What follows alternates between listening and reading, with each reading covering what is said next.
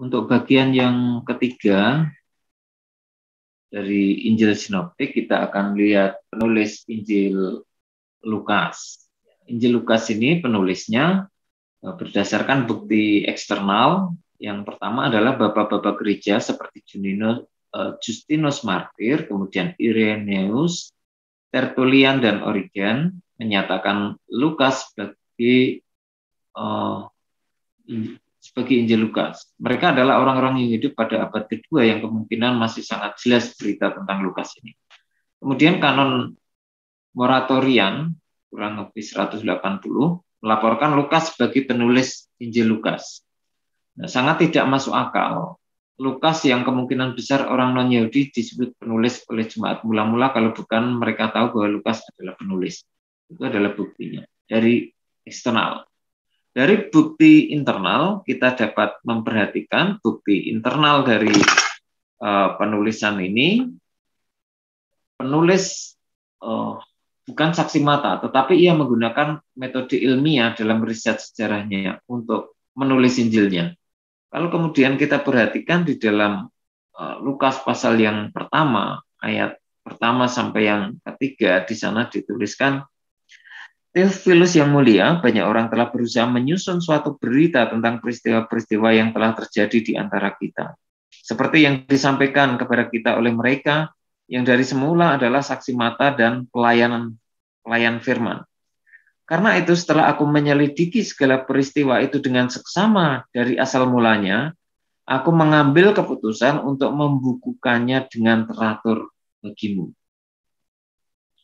Kemudian penulis dapat dipastikan bahwa orang Yahudi, kata mereka berarti tidak termasuk dia. Kalau kita perhatikan di ayat yang ke-19 itu dikatakan, jawab malaikat itu kepadanya, akulah Gabriel yang melayani Allah dan aku telah diutus berbicara dengan engkau dan untuk menyampaikan kabar baik ini kepadamu. Yang ketiga dari bukti internal ini adalah kesatuan Injil Lukas dengan Kisah Rasul. Ini merupakan sangat penting. Terbukti ada banyak kesamaan di antara keduanya. Misalnya kesamaan gaya bahasa kata-kata yang dipakai. Nah, kelanjutan Injil Lukas.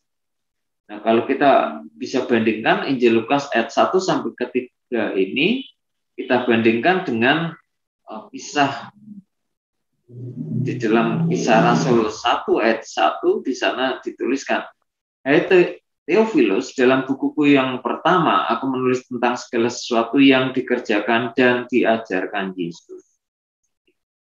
Nah, kata kami dalam penekanan Kisah Rasul ini berarti di dalamnya termasuk Lukas. Yang kelima, dalam perjalanan Paulus setiap Lukas bersama dia selalu memakai kata ganti orang kedua jamak kami, Kisah Rasul 16 ayat 6 itu, dan memakai kata ganti ketiga jamak mereka. Kalau ia tidak bersama dengan Paulus, kita bisa lihat di Kisah 20 ayat 1 sampai 6, sehingga kepenulisan Lukas terhadap Injil Lukas dan Kisah Rasul ini tidak diragukan lagi. Nah, untuk waktu penulisan sudah pasti sebelum Kisah Rasul. Nah, Kisah Rasul diakhiri dengan pemenjaraan Paulus di Roma yang pertama atau kira-kira tahun 60 Masehi. Kemudian sesuai tanggal ini adalah sesuai dengan tanggal surat-surat sejarah. Jadi Injil Lukas seharusnya ditulis sebelum Kisah Rasul, kira-kira pertengahan atau akhir 50-an, akhir tahun 50-an.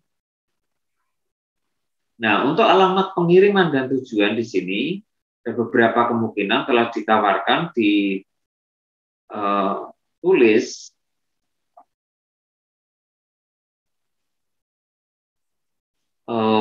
di sini.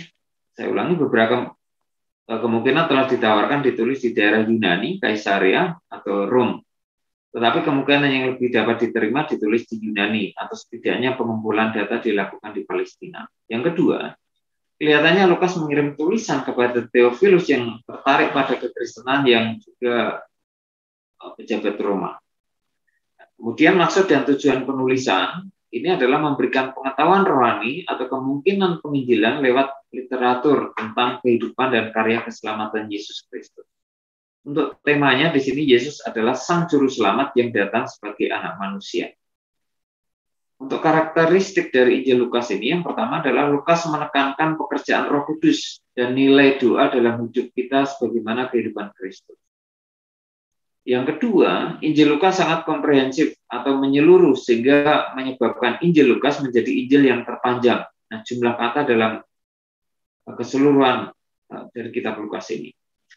Yang ketiga, Lukas di sini menekankan kehidupan individu daripada kelompok dan menaruh perhatian yang lebih besar tentang keberadaan wanita. Dan yang keempat, karakteristik yang istimewa dari Injil ini adalah indah dalam hal sejarah maupun sastra, mulus dan indah dalam hal sejarah maupun sastra. Nah, tujuan teologis dari Injil Lukas ini adalah Lukas memiliki penekanan kosmopolitan. Jadi dia menekankan tentang universalitas Injil dan bahwa Yesus adalah penebus dunia. Dan hal ini ditekankan melalui kaitan garis keturunan Yesus dengan Adam. Nah, nenek moyang manusia seluruhnya. Nah, penekanan ini secara khusus juga dapat dilihat dalam penggunaan perumpamaan yang ditulis oleh Lukas. Itu adalah pokok yang bisa kita perhatikan tentang perumpamaan tentang Injil Lukas. Nah, di sini bagian yang ketiga adalah pembahasan tentang teologi sinoptik. Yang pertama adalah doktrin Allah. Sama dengan kitab-kitab lain dalam Alkitab bahwa mereka memiliki keyakinan yang besar dan mendasar tentang Allah. Yakni bahwa Allah ada, yang penuh dengan kemuliaan dan manusia harus terus-menerus bergantung padanya. Nah, Injil Sinoptik juga memiliki bagian tentang semua ini. Nah, para penulis PB juga memiliki pandangan yang sama sebagaimana yang terdapat dalam PL. Jadi Injil Sinoptik ini juga secara jelas mencatat tentang atribut Allah. Misalnya di dalam Matius 6 ayat 26 itu adalah providensia Allah. Kemudian kebapaan Allah. Ini di Matius, kemudian anugerah universal dan personal, Matius pasal 5 ayat 45, kemudian penekanan kerajaan Allah, penghakiman Allah bagi semua orang, kemudian kemuliaan Allah dinyatakan, di situ ada kebaikan Allah, ada kuasa Allah, dan ketritunggalan Allah. Itu semua ditulis di Injil Sinoptik ini. Kemudian berbicara tentang doktrin Kristus, dari tinjauan mengenai Kristus, Sinoptik ini secara jelas memberi gambaran tentang pribadi Kristus. Yang pertama adalah kelahiran dari anak darah. Nah, Matius dan Lukas itu menekankan bahwa kemanusiaan Yesus dikandung oleh Roh Kudus. Itu Matius 1 ayat 18, kemudian Lukas 1 ayat 13. Nah, Matius memberikan penekanan yang cukup jelas tentang Maria yang tidak bersekutu dengan seorang laki-laki sebelum kelahiran Yesus. Matius 1 ayat 18-25. Sedangkan Markus menekankan bahwa Yesus adalah anak Maria daripada mengatakan anak Yusuf. Itu kebiasaan Yahudi yang biasanya menggunakan nama ayah.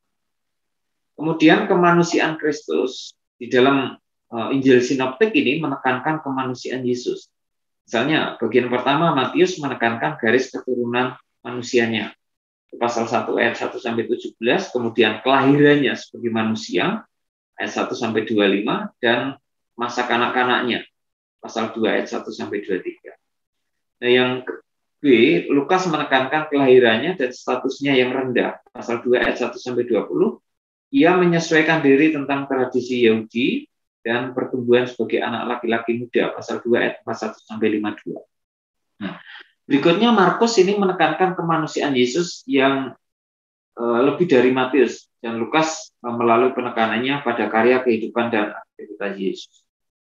Yang keempat, di dalam penulisan baik Matius, Markus, dan Lukas ini menekankan kemanusiaannya dalam pencobaan.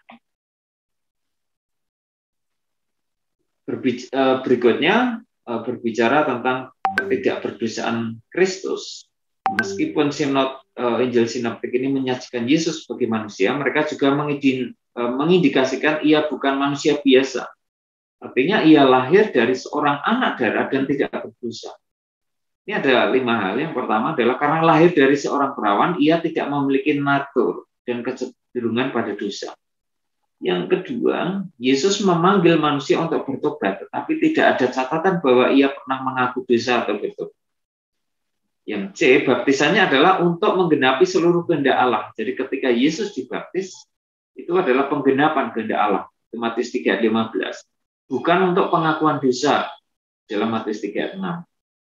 Nah, jadi kemudian pencobaannya juga untuk menekankan bahwa meskipun ia diuji, semua seperti dalam area kita, namun ia tidak berdosa. Dan yang kelima, pada waktu ia menegur Petrus, ia menyatakan bahwa ia sama sekali tidak ada hubungannya dengan dosa. Itu adalah berbicara tentang Kristus, tentang doktrin Allah dan doktrin Kristus. Ya, sampai di sini dulu. Terima kasih.